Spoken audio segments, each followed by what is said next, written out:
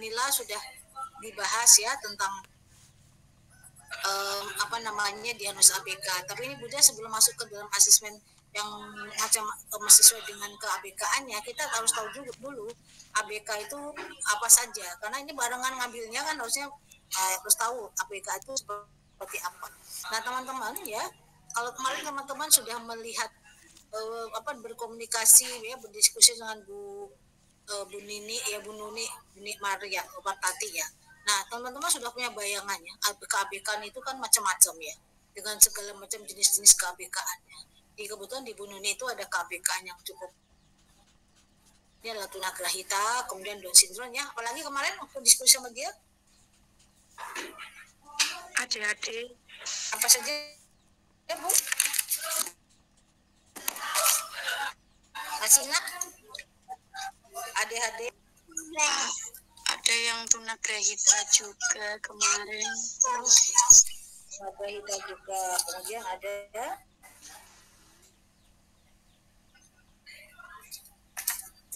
ya banyaknya tunagrahita sama ADHD, tunagrahita, Down syndrome dan juga Switch delay ya, ada juga di sana ya. Nah kita coba mengenal ya beberapa macam keABK-an. Yang pertama ini ada namanya anak dengan gangguan penglihatan. Nah anak dengan gangguan penglihatan itu apa? Coba ada yang tahu? Tunanetra, Bun. Ada yang tahu anak gangguan penglihatan? Tunanetra. Oke. Anak dengan gangguan pendengaran. Tunarungu. Anak dengan gangguan kecerdasan. Grahita. Anak dengan gangguan kecerdasan. Anak dengan gangguan kecerdasan apa? Gangguan kecerdasan, tunagrahita, betul ya. Kemudian anak dengan gangguan motorik, fisik motorik. Tunadaksa. Apa lagi? Tunadaksa ada lagi yang gangguan fisik motorik. Apalagi CP, cerebral palsy juga ya, termasuk dulu. Tunalaras itu apa? Jangan salah loh. Sosial. Ini fisik motorik. Ya, jadi fisik motorik termasuk cerebral palsy juga ya, banyak selebrasi juga gangguan daripada motorik. Anak dengan gangguan emosi dan perilaku. Tunalaras. Emosi perilaku kira-kira apa teman-teman? Tunalaras, Bun. Perilaku ya. Bisa tuh. Emosi. Kalau gangguan emosi apa? Kira-kira kalau ABK emosinya nggak bisa terkontrol itu apa maksudnya?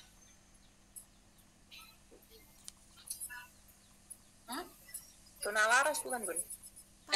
Tunalaras itu gangguan emosi ya. Oke, tunalaras boleh. Tapi yang lain nggak ada kan? Seperti apa?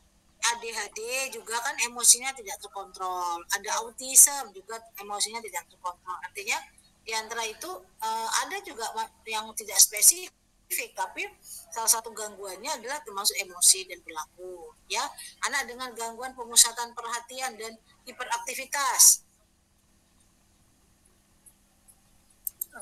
Apa?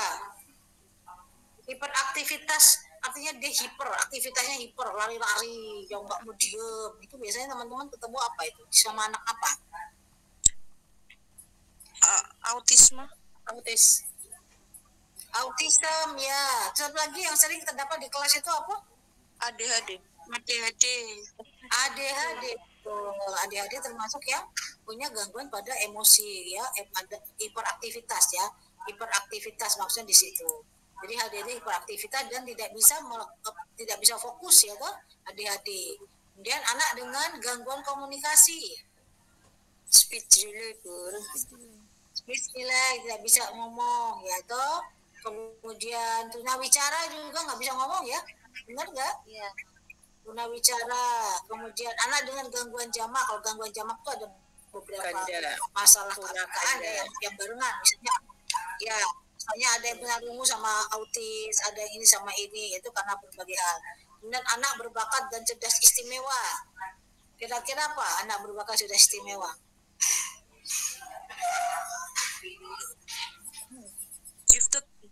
anak pintar itu termasuk ABK loh. Oh benar gitu? Hah? Anak yang pintar loh, yang IQ-nya di atas rata-rata, cerdas, itu dia termasuk ABK ternyata, jenius. Kenapa ya dimasukkan ke ABK, teman-teman? Kenapa ya dimasukin ke ABK ya? Anak-anak yang jenius, sangat jenius. Itu namanya apa itu? Namanya gifted. Gifted. Ya kan? Gifted. Gifted. Ya, kenapa dimasukkan ke ABK, teman-teman? Gifted, ya. Maksudnya kenapa dimasukin ke ABK? Pengajarannya tidak bisa disamakan.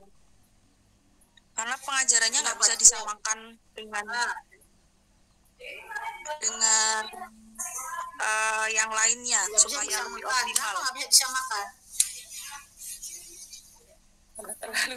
Terlalu pinter. Lebih cepat mungkin nangkapnya, Bun.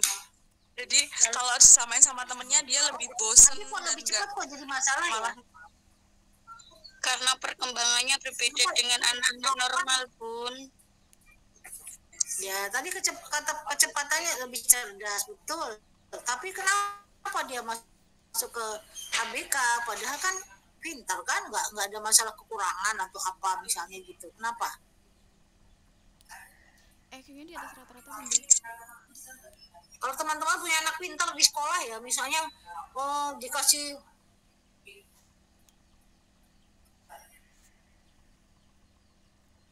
apa namanya? Misalnya teman-teman punya anak teman di sekolah ya, maksudnya anak-anak di sekolah yang pintar, dikasih kerjaan, dikasih tugas, yang satu selesainya 1 jam, dia selesainya 10 menit atau 15 menit. Kira-kira masalah nggak sih kalau gitu anaknya? Masalah, Bunda. Nggak sih, anak masalah Iya, masalah. banget selesainya, sebenarnya masih sejam lagi gitu selesai, terus dia diterima 10 menit. Masalah kenapa? Karena setelah itu anaknya jadi mencari aktivitas lain yang di luar teman-temannya.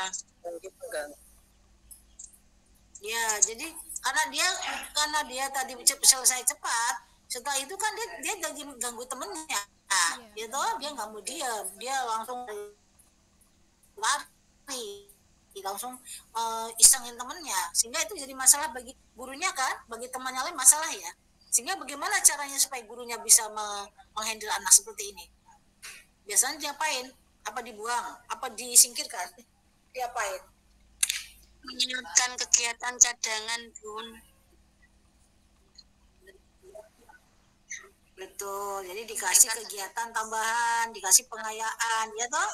Iya, dikasih kegiatan pengayaan yang mungkin tingkat kesulitannya lebih tinggi, lebih tinggi, artinya dia nanti kalau sama nanti cepat selesai, tapi tingkat kesulitan lebih tinggi sehingga dia memecahkan masalah yang berbeda dari teman-temannya. Jadi kalau anak yang berbakat istimewa, anak yang cerdas itu kalau kita ketemu di kelas itu kalau kita tidak memberikan pengayaan itu jadi masalah juga bagi teman-teman yang lain, sehingga kita harus mencari solusinya. Salah satunya dengan pengayaan. Jadi dikasih kegiatan yang tingkat kesulitan lebih tinggi, sehingga dia dengan usaha itu apakah dia sama selesai 10 menit lebih tinggi lagi gitu. Jadi dia nanti isinya bosan.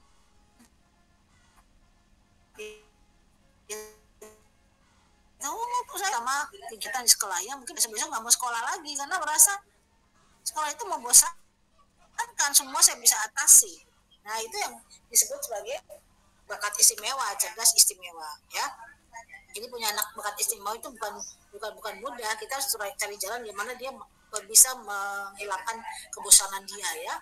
Kemudian anak dengan autistik itu ya autism ya, termasuk autisme. Anak lambat belajar, namanya apa? Lambat belajar tuh namanya apa? Halo, semua matiin kamera. Lambat belajar tuh namanya apa? Disleksia tuh maksudnya slow learner ya, betul. Kalau lambat belajar namanya slow learner. Kalau anak dengan sulit belajar, nah baru namanya disleksia. Kalau lambat belajar ya, kalau disleksia tuh dia punya masalah sama kesulitan belajar. Misalnya kita mengajarkan huruf P, B itu terbalik-terbalik. Dia mengalami kesulitan dalam menerjemahkan itu. Ya, kalau misalnya di slow learner itu lambat, pikirnya lambat banget. Tapi dia bukan berarti dia ini ya. Disleksia itu banyak juga yang punya masalah itu, tapi bisa hilang ya. Kayak Deddy Corbuzier itu dulu katanya disleksia, tapi dia sembuh. Tapi ada juga disleksia yang nggak bisa sembuh. Dia punya mahasiswa di semester 6 itu anaknya baru ketahuan disleksia. Itu menurut ibunya hasil diagnosisnya, kalau kita ajak dia ngomong terus dia mau jawab tapi selalu keluar katanya terbalik-balik. Jadi dia mau nyebut namanya misalnya Maya Asyar, jadinya Asyara Maya, terus terbalik-balik. Kalau Maya terbalik-balik, kalau nama sih masih mending, tapi kalau lainnya terbalik-balik akhirnya jadi masalah ya. Nah itu adalah berbagai macam diagnosis, berbagai macam ABK-an yang kita kenal ya, ada kebutuhan khusus. Nah kita sekarang masuk ke masalah-masalah yang mungkin yang sering kita ketemukan di berbagai tempat, yang misalnya tunanetra. Nah ini satu-satu kita bahas ya. Tunanetra itu adalah gangguan gaya penglihatan yang berupa kebutaan ya, menyeluruh atau sebagian. Jadi kalau tunanetra ya kita sering melihat anak-anak tunanetra yang ada di kelas kita ya, dengan berbagai macam masalah ya. Mungkin di diagnosis sudah dibahas ya, gangguan-gangguan apa yang sering dialami oleh anak dengan tunanetra. Yang jelas anak tunanetra itu punya masalah pada gangguan penglihatan. Jadi anak-anak itu yang biasanya ini kalau dikatakan memiliki keterampilan normal atau awas kalau mampu melihat benda jaraknya 20 kaki. Tapi kalau di bawah itu berarti dia termasuk tunanetra. Nah, ciri-cirinya apa ini? Tidak mampu lihat ya, tidak mampu melihat orang pada jarak 6 meter, kerusakan nyata pada kedua bola mata, kalau jalan meraba-raba ya toh, bagian bola mata yang hitam berwarna kerum bersisih, terus ada peradangan hebat pada kedua bola mata, kemudian mata bergeleng. Ini kalau kita lihat anak-anak di kelas kita seperti itu ya, tunanetra kan juga ada yang matanya yang daya lihatnya itu tergantung ya, kalau dia agak berat mungkin sampai buta, tapi ada yang masih bisa melihat tapi dalam batas-batas yang sedikit ya. Nah, keterbatasannya yang jelas kalau itu konsep dan pengalaman baru dan keterbatasan dalam berinteraksi dengan lingkungan dan keterbatasan dalam mobilitas. Itu kalau tunanetra. Sekarang kalau tunarungu, kita bahas dikit-dikit, nah nanti di diagnosis akan dibahas lagi oleh Bu Nina.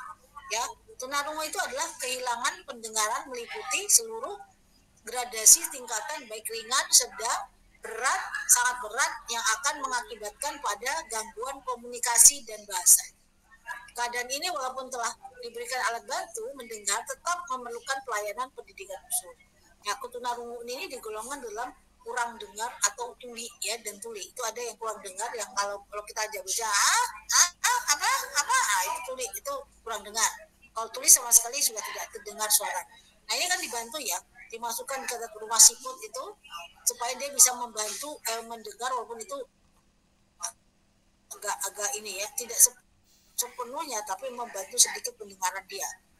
Nah klasifikasi ketunarungan ini ada yang sangat ringan yaitu 27,4 desibel, kemudian ada yang 41,55, kemudian ada 55,70 itu sedang, berat 71 sampai 90 itu sudah masih kurang dengar. Jadi ada yang ringan yang sering ulang-ulangnya torek ya, dengar yang tapi ada yang sudah mulai berat itu sudah mulai ke arah tuli. Kalau ekstrem itu udah tuli yang sama sekali nggak ada suara yang masuk ke dalam telinganya dia, yaitu tuli. Sehingga memang kalau tuli udah sulit. Kalau dia pakai alat dengar itu biasanya kalau masih lain dengan gangguan pendengaran, lahir menangis seperti anak pada umumnya nangis ya. Tapi pada usia menjelang 7 sampai 6 sampai 7 bulan tidak muncul gejala mengoceh. Jadi dia nggak bisa ngoceh karena tadi kemampuan mendengarnya kurang. Tidak merespon bunyi. Jadi kalau kita panggil namanya mungkin dia nggak bisa nggak menengok ya, karena dia memang nggak mendengar.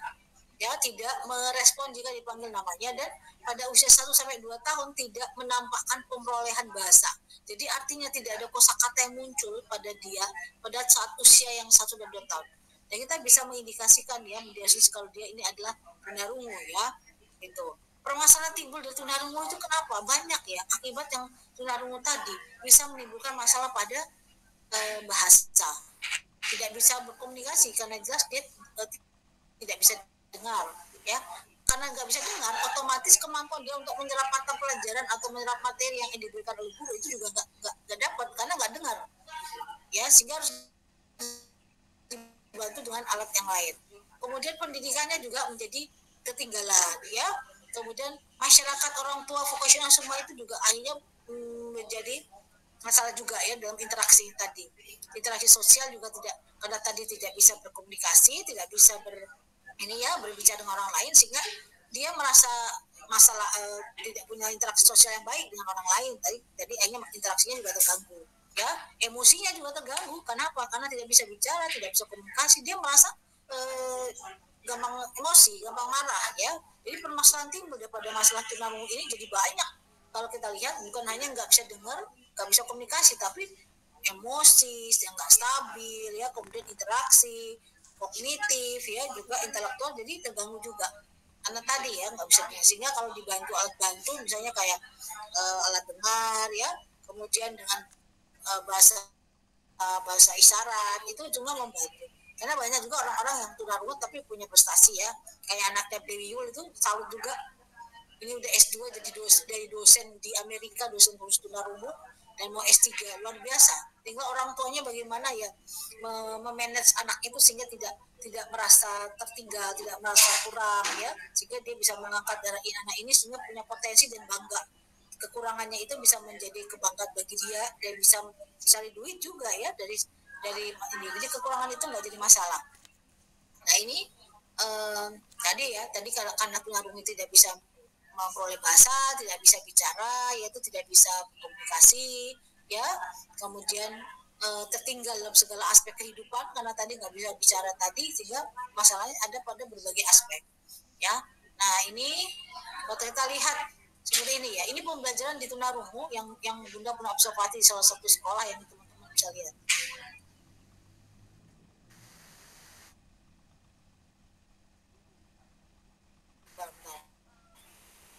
Ini adalah tuh sekolah sekolah di bukan SLB, dia memang sekolah tunarungu ya, tunarungu, dan siswanya banyak ya, tunarungu Jakarta.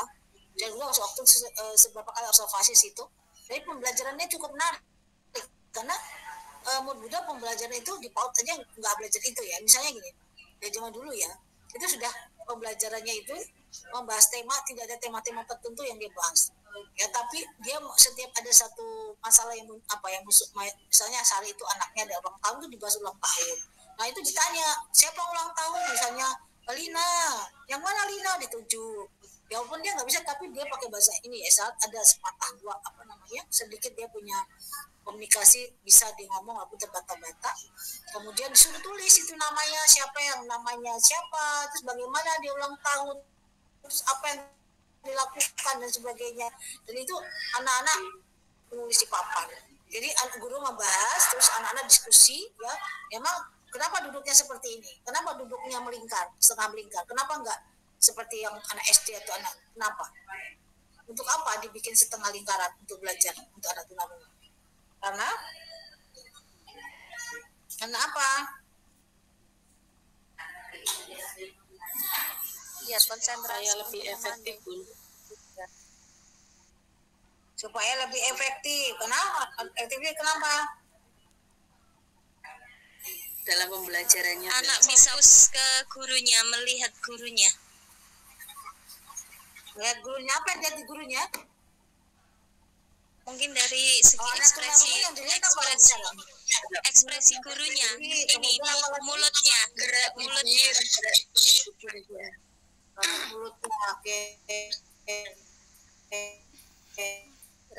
ya, jadi ekspresi sama geraknya, gerak mulut ya, karena kan kalau anak tunarungu kan bicaranya gurunya bicara dengan mulut yang besar, dan dia bicara tuh dengan ekspresi yang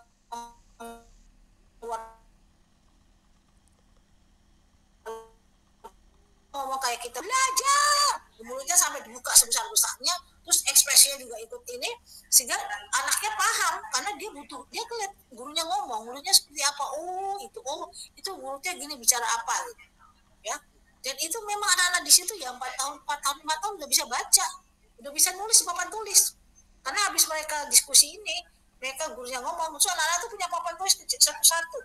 Nah, setelah itu mereka disuruh nulis tuh pakai tegak bersambung loh, nggak pakai tulisan tegak ya, tegak bersambung tuh ya, kemudian nulis yang tadi dibicarakan. dulu gurunya lulus apa dulu. Jadi bulan 45 tuh sudah bisa nulis sih, sudah bisa baca. Dan luar biasa karena kan pembelajarannya memang berbeda sama anak normal di sekolah PAUD, tapi dia punya pembelajaran itu membantu dia untuk memahami bahasa. Kalau dia lihat kita kan dia punya masalah pada komunikasi dan bahasa, tapi di sini bagaimana bahasa itu dia bisa pelajari dengan cara seperti itu. Dia Nana itu dengan keterbatasan dia bisa tahu ya, bisa nulis ya. Kalau dia bisa nggak ngomong dia bisa nulis kan, itu juga bisa menjembatani komunikasi dia dengan menulis ya gitu. Jadi pembelajarannya memang agak berbeda dengan di PAUD ya. Itu udah luar biasa. Kok anak 45 tahun udah bisa nulis sih, udah bisa baca ya, udah bisa menerjemahkan ya gitu ya. Jangan dulu ya. Kalau sekarang kan kita saja anak-anak baru belajar baca 5, 6 ya sudah, tapi tulisannya juga bagus-bagus karena tulisan Tegak Bersama, dan mereka punya papan tulis satu-satu anak tuh punya papan tulis, terus nanti mereka nulis di papannya mereka masing-masing, dan papannya tuh pendek-pendek setingginya mereka ya. Jadi mereka bisa menulis apa yang tadi guru ajarin, diulang lagi di situ, diulang lagi. Jadi cepat bisa, karena kalau bahasa itu kan memang latihan ya, latihan nulisnya latihan, terus kemudian membaca latihan ya, dengan itu pembiasaan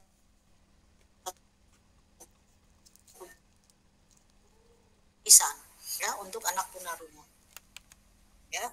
Jadi untuk kegiatan yang memang yang mereka buat ya itu adalah tunarungu. Coba kita lihat lagi ya kegiatan tunagrahita. Setelah ini adalah tunagrahita. Tunagrahita yaitu istilahnya, coba kita ganti ya.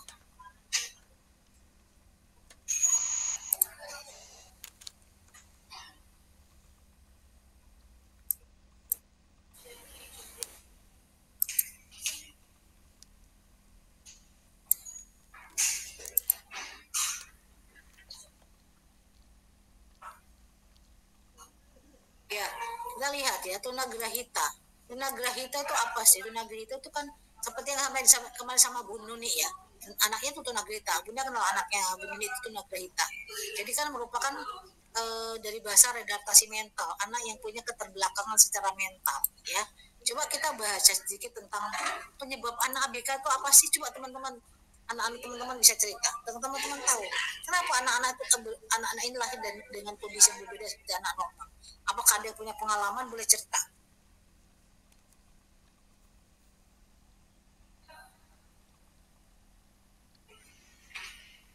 Ayo, boleh cerita.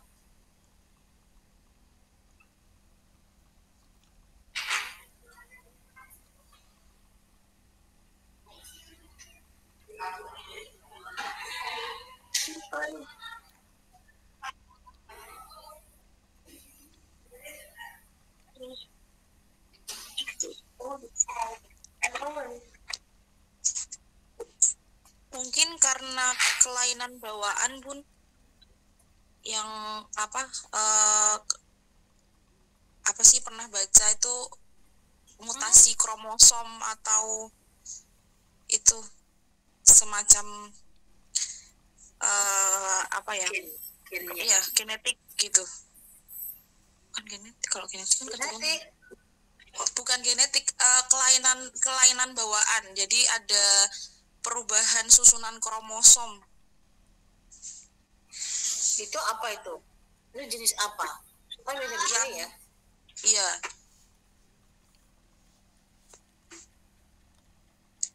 Ada banyak. Kalau itu termasuk nggak ya, Bu? Down syndrome itu termasuk tunagrahita atau beda lagi? Yang gangguan kromosom itu masuknya apa ya? Down syndrome. Down syndrome ya, di Batam Down syndrome. Ya, jadi masalah ABK itu kan masalah yang terjadi pada beberapa orang ya. Yang salah satu yang kita tadi bahas misalnya tunarungu, tunagrahita ya, kemudian jantung bawaan dan juga yang lain-lain itu terjadi karena pada saat kehamilan seorang ibu ya, jelas kehamilan seorang ibu yang menyebabkan misalnya gangguan yang terjadi pada saat kehamilan. Misalnya paling sering terjadi adalah virus yang masuk ke dalam tubuh ibu hamil itu fatal ya, sehingga pada saat kehamilan itu terjadi di trimester awal ya 3 bulan pertama itu menyebabkan masalah pada gangguan pada ininya apa si janin ya. Kalau terjadi pada pembentukan telinga, kemudian ada virus itu masuk, itu menyebabkan tuli ya, anaknya tuli. Kalau terjadi pada matanya buta. Kalau jantung, pas kena jantung batunya bawaan gitu.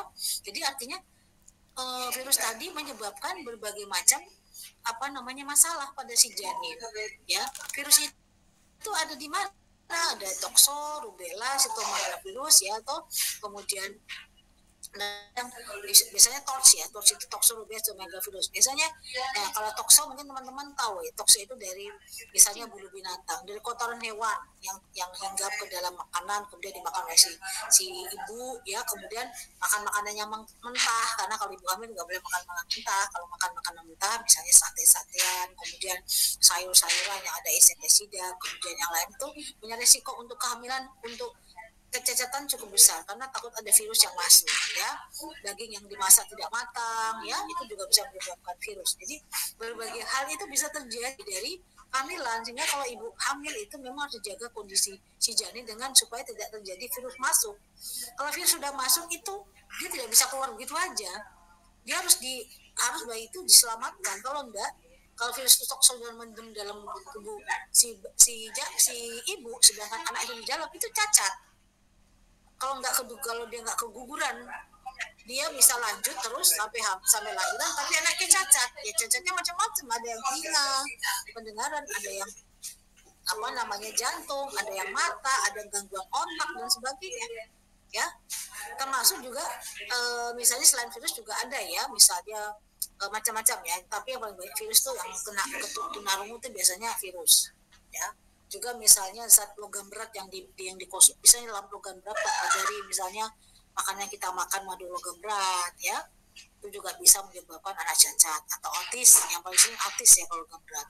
Masing-masing itu catatan itu muncul tidak tiba-tiba, oh ini dikasih Tuhan cacat, enggak gitu. Itu karena memang makanan yang kita makan sama perilaku sama gaya hidup ya, yang menyebabkan kita kalau udah tahu hamil kita masih mengkonsumsi makanan mentah, makanan seperti itu ya jangan salah, nanti kalau anaknya misalnya itu mendekatnya dengan itu.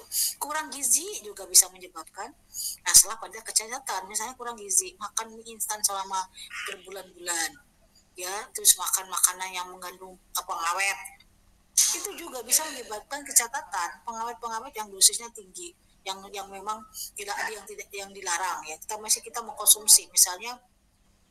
Atau misalnya kecacatan itu juga bisa terjadi pada misalnya orang waktu hamil menggunakan amalgam ya. Amalgam itu kita ini gigi ya, itu juga bisa. Jadi banyak faktor yang menyebabkan kecacatan, sehingga memang orang selama itu harus kita menjaga. Sekarang anak-anak yang punya kecacatan tuh banyak loh ya, bukan hanya jam dulu enggak, sekarang banyak loh anak yang cacat. Coba teman-teman lihat di sekolah-sekolah sekarang semua ada 1-2 anak tuh ada yang cacat dengan berbagai macam jenis kecacatan ya. Ya itu karena apa ya tadi gaya hidup dan macam-macam yang dilakukan pada saat kehamilan dan sebelum kehamilan, dan setelah kehamilan juga bisa terjadi kecacatan gitu ya. Nah itu yang sering terjadi gitu. Misalnya ada pertanyaan? Termasuk yang sering makan makanan cepat saji nggak, Bun?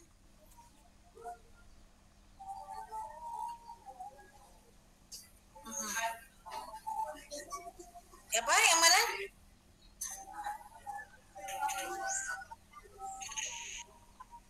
Makan apa tadi? Makanan cepat. Apa Bu Susi? Oh iya, betul. Kemarin tuh Bunda baru dengar dari teman ya info. Ya betul. Kemarin tuh ada teman, ada salah satu info ya, ada beberapa news. Katanya ada anak yang tiba-tiba lagi kelas 3 SD baru, tiba-tiba matanya buta. Nggak apa-apa, dia lagi kuliah di sekolah biasa, terus tiba-tiba matanya nggak bisa lihat. Oh mata saya nggak bisa lihat, orang nggak percaya. Kenapa kok matanya nggak bisa lihat? Ternyata anak itu dari kecil itu kerjanya makan apa? Makan nugget, terus minum-minuman yang kayak begitu-gitu, yang pengawet-pengawet, kemudian makan sosis dan makan sejenis-jenis itu. Awetan terus anak itu makan. Jadi dia jarang makan makanan yang alami. Dan ibunya ngasih nugget, sosis kayak gitu-gitu dia makan. Dan itu tiba-tiba matanya tuh lagi di kelas buta, dan buta nggak bisa lihat sama sekali. Kenapa? Dari awetan-awetan yang dimakan dari makanan yang kita anak-anak konsumsi. Di gizi Bunda suka cerita. Ada yang gurunya Bunda ya, guru sekolah Bunda tuh juga cerita. Di kelasnya dia tuh ada anak yang kelas umur 5 tahun ya kena diabetes. Umur 5 tahun loh kena diabetes. Gara-gara apa dia kena diabetes? Ya karena tiap hari dia minum susu kotak itu, susu kotak manis loh apa namanya? Susu kotak manis ya. Susu kental kan susu kotak ya, susu kotak. Yang anak-anak cuma minum tuh. Sinflek gitu. Kan isinya tuh gula. Setiap hari dia nggak mau minum susu yang biasa, maunya ibunya pikir orang itu susu ya bolehlah kasih. Karena tuh susu yang dikemas dalam kemasan itu isinya semua gula. Susunya dikit, isinya gula yang banyak. Kalau pengawet itu ya, pengawet itu bisa jadi gula, bisa jadi garam. Kalau gulanya tinggi itu namanya pengawet juga. Kalau lebih dari 12% namanya pengawet. Ya, sehingga susu itu bisa awet. Tapi susunya kadarnya sedikit. Beda kalau misalnya susu kita susu murni ya, itu kan susu murni yang baru diperah. Itu susu, artinya dia banyak ininya. Tapi kalau yang misalnya kita lihat di susu susu kental manis, susu kotak-kotak itu yang multitawa ini kan buat anak-anak, tapi kalau dikonsumsi oleh anak setiap saat itu punya beresiko bagi si anak. Tuh. Umur 5 tahun kena diabetes, udah kena diabetes, udah normal lagi nggak bisa. Teman-teman kalau tahu ya orang diabetes, kalau udah diabetes apa yang bisa sembuh? Susah udah sembuh. Ya, kasihan kalau umur segitu udah kena diabetes. Yang kita lakukan adalah pencegahan sebelum anak-anak itu sakit. Makanya kita bagi orang tua pendidik harusnya kita sudah tahu bahwa ini mana yang boleh makan, mana yang enggak. Makanya kalau di mata kuliah gizi Bunda selalu menjelaskan tentang hal itu untuk merefresh kita semua perilaku dan gaya kita, cara kita ya memperlakukan anak-anak kita gitu. Ya. Jadi yang inilah berakibat kalau misalnya itu cara hidup kita, cara kita seperti itu, dan kemudian kita hamil dalam keadaan makannya berantakan, kemudian cara hidupnya seperti itu, ya itu yang mengakibatkan banyak anak-anak yang cacat gitu loh, ya. Jadi sedih loh orang-orang cacat kayak gitu ya, dengan segala ini tuh bukan mereka yang minta, tapi kan kadang-kadang kita dari mana muncul orang tua tidak aware sama dirinya. Kalau dia udah tahu bahwa dia akan punya anak, dia akan hamil, dia sudah menjaga gaya hidupnya, pola hidupnya, sehingga tidak sembarangan makan gitu loh. Sembarangan apa ya? Gaya hidupnya misalnya Bapak juga jangan merokok, jangan lakukan minum-minuman yang punya pengawet banyak ya seperti itu. Jadi kalau misalnya hamil ya berimbas pada si anak ya. Kalau kita masih makan yang alami itu masih aman, kita masih aman. Tapi kalau sudah semua dimakan, semua yang awetan dimakan, itu yang punya resiko besar kepada si janin gitu ya. Bu Sri? Baik Bunda, ini saya ingin bertanya, itu bagaimana dengan ibu hamil yang waktu hamilnya itu mengkonsumsi susu formula yang untuk ibu hamil itu loh Bunda? Bukankah itu juga mengandung pengawet Bunda? Itu bagaimana? Oh enggak, beda. Susu formula yang di dalam kaleng itu dia nggak pakai gula, yang bubuk ya susu bubuk yang kan maksudnya Bu Sri?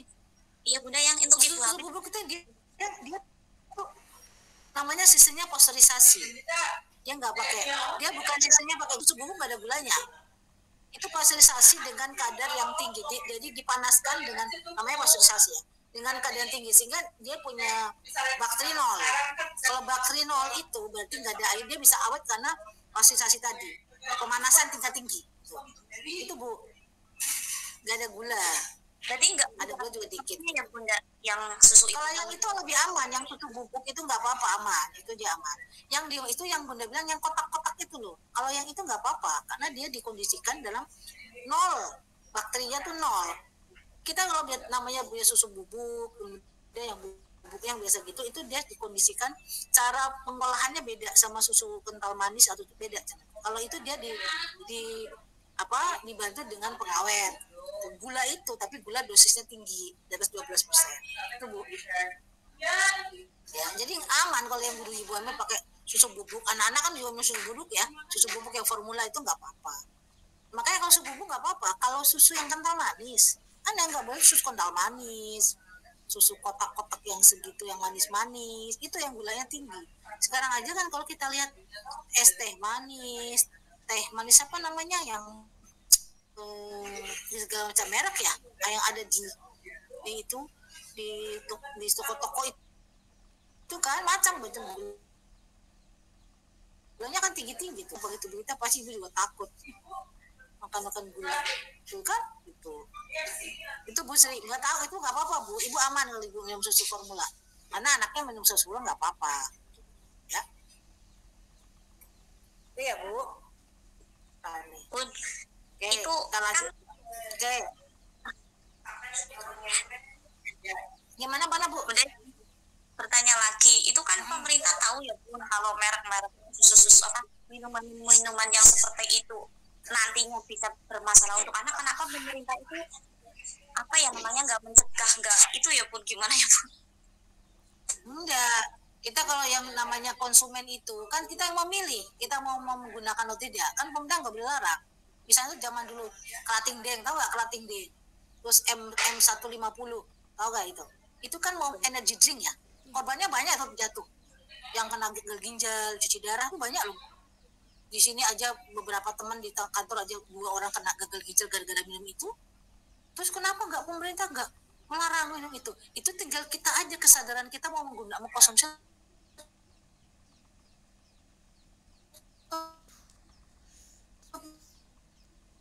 satu bulan 1 kali itu nggak masalah kan, berlebihan. Kita makanya kesadaran kita sebagai konsumen untuk bahwa ini boleh diminum tapi nggak boleh berlebihan. Kalau kita minumnya tiap sehari 3 kali supaya kita bisa nggak tidur gitu. Karena misalnya kan ada yang supir-supir truk atau dia nggak tidur, dia minum tiap hari, itu gagal ginjal bisa.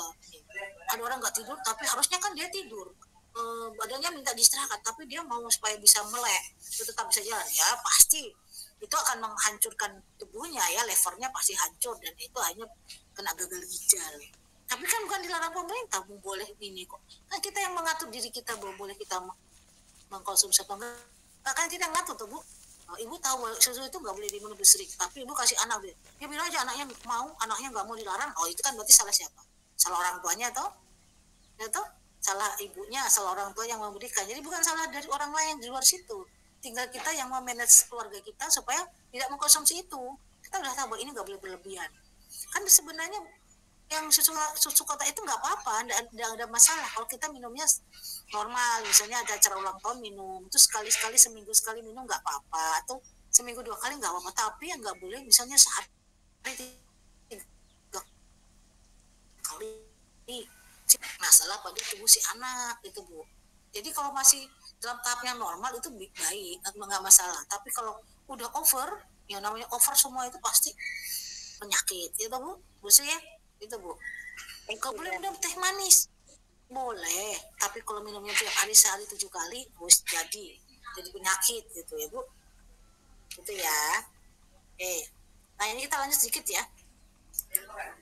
Nah ini jadi anak duta tunagrahita itu ada yang mild, moderate, severate, profound.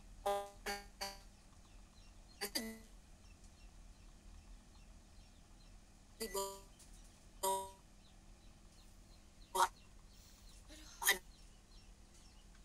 40 sampai di bawah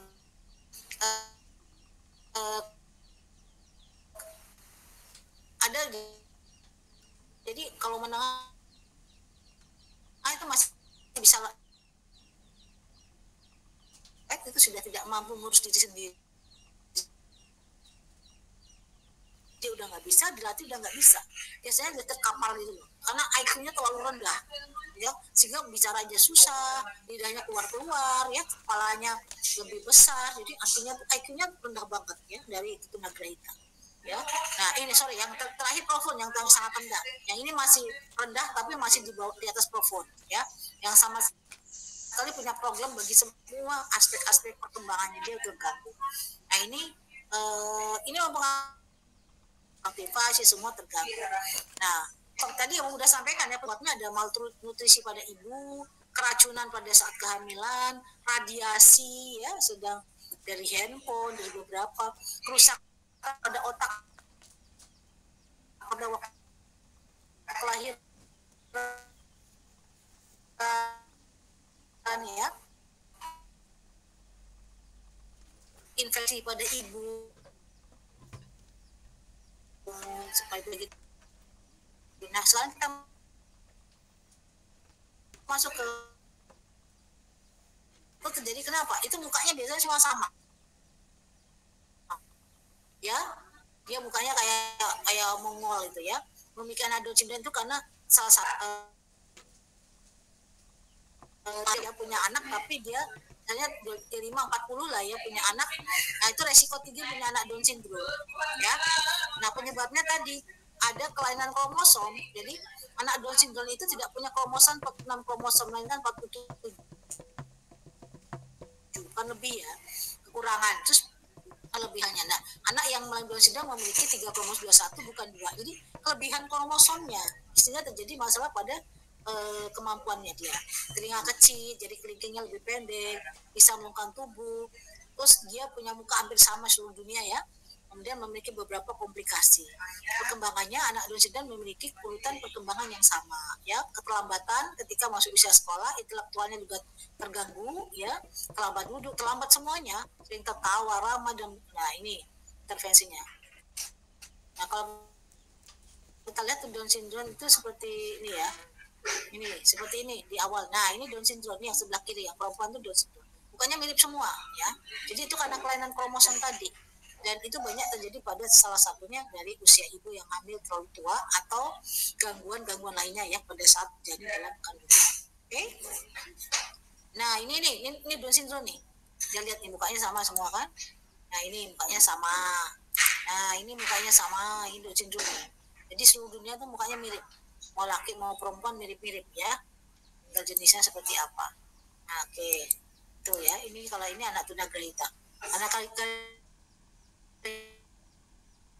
kita tuh mukanya masih tidak terlalu masalah. Oke, sampai sini ya teman-teman. Sudah tinggal 7 menit lagi. Ada pertanyaan 1 menit boleh?